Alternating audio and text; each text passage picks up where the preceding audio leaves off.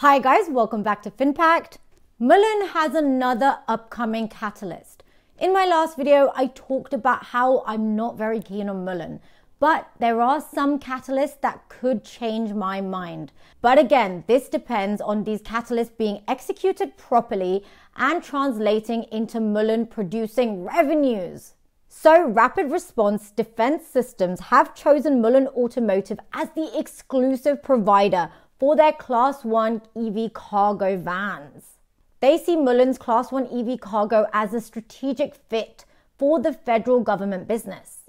Just for your information, RRDS is one of the country's leading federal business contractors. And you know what's reassuring? Since 2014, they have delivered 2,500 federal government business delivery orders. But short interest in Mullen is still high, especially because they haven't started generating revenue. And I think it will remain high until they start finally making profits. So if we take a look at Mullen stock price on TipRanks, it's currently 22 cents. I mean, guys, it's down almost 42% since its last high. And the problem is the SMART score is also a 1 in that it is most likely to underperform the market. Just for your context, the TipRanks SMART score is basically a quantitative SMART score that takes 8 key financial metrics and it combines them to deliver a score about whether a stock is likely to outperform the market or underperform the market.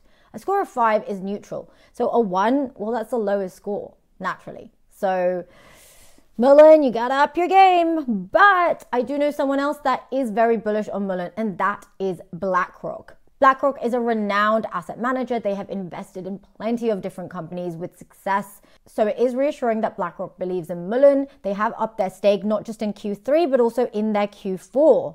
As we can see on this article on TipRanks, BlackRock disclosed that it has increased its holdings in the penny stock and the stock has gained around 23% in 1 month. So that is great news for Mullen. Even though it did lose 94% of its value in 2022, it did increase by 23% this month. And of course, the BlackRock investment is a positive development. It gives investors confidence that a large, renowned company like BlackRock that is known for the stock picks it makes has invested in Mullen and in fact upped their stake.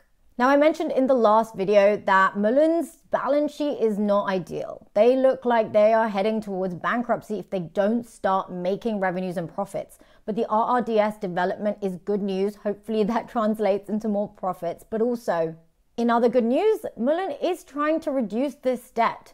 I mean, they seem to be racing against time at this point, but as you can see, they are focused on strengthening their balance sheets.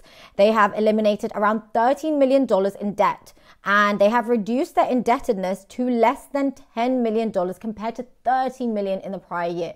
I mean, they have reduced their debt, but just not fast enough. They need to grow at this point. They are competing with the likes of Tesla, Rivian, Lucid as well. And right now, I think Mullen is struggling to survive.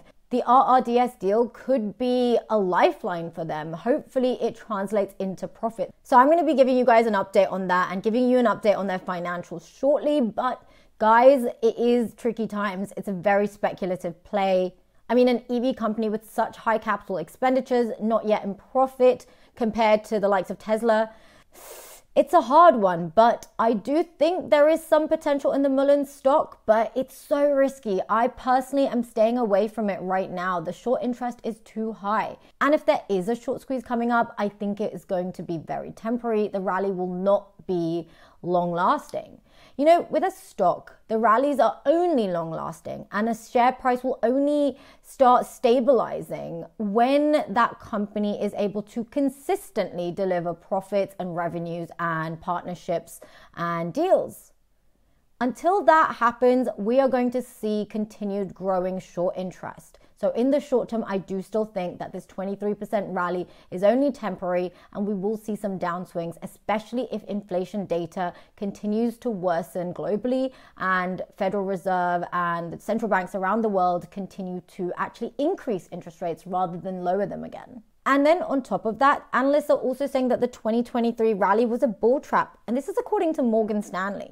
And this is definitely congruent with what I've been thinking. I think that right now these rallies have been temporary. You know, when you hit a market bottom, the only way is up. It's like post the pandemic. The economy was terrible, but we were seeing stock price rallies, and crazy rallies, crypto market rallies, stock market rallies, penny stock rallies, all kinds of rallies. Everyone was putting their money into the markets and seeing huge returns, which was weird because the economy was going into lockdowns. So how was that happening? Well, it was a bit of overinflated sense of confidence for consumers, and everyone sort of came together speculating on different stocks. Everyone was sitting there in lockdown thinking, how are we going to make tons of profits? Let's rally up these shares and come together. Of course, there were fundamentals involved. Naturally, there have to be. The kind of rallies we saw were more speculative, and that's why I think we've seen such huge crashes, because the real price has finally translated into the stock markets and crypto markets globally. Now, I'm not saying that these are the intrinsic values that we see currently, but I think that until macroeconomic sentiment resolves itself and we don't see inflation like we're seeing right now, then and only then will we start seeing real price rallies and less speculative ones. So Morgan Stanley's chief investment officer, Mike Wilson, said that 2023's early rally was a bull trap. He predicts that there is more pain ahead for investors, calling March a high-risk month for the bear market to resume. And that is exactly why I am actually staying away until I see some really low prices.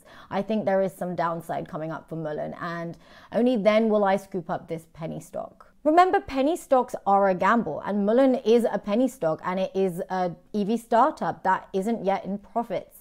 Now, yes, it's a gamble. There is downside. So personally, I like to invest in penny stocks more with the I could lose my capital in mind. But if Mullen does perform well, then the upside could be incredible. And it has been reassuring seeing BlackRock being an investor in Mullen Automotive. But I do think there is some downside coming up. So until then, I will be bracing myself. And then when I think we've hit a bottom, I will be buying some Mullen shares. But I'm still a bit on the fence. I think there are other shares I'd rather invest in at this point, but let's see. Mullen Automotive, please prove us wrong. And if you do well, then hopefully we can benefit as investors or not. So yeah, thank you guys for watching. I kept this video a little bit chatty. Everyone's got mixed reviews on Mullen Automotive. Look, whether I'm right or you're right or whoever's right, it doesn't really matter. We're just here to share our opinions and talk about what's happening. And it's okay to change your mind. You don't need to be only a bull. You can change your mind. In fact, that's what I think a good investor does. Honestly, you must constantly keep up with the latest information and accordingly make decisions. And if you do believe in it long term, then I would say hold 5 to 10 years usually when it comes to long-term investments. Then you have less risk. But then with penny stocks, maybe that company may not even be there long term because maybe they didn't even last and hit bankruptcy. So we've got to wait and watch. Thank you guys for watching. Also remember, this is not financial advice. Make sure you do your own research before you invest in anything. Bye.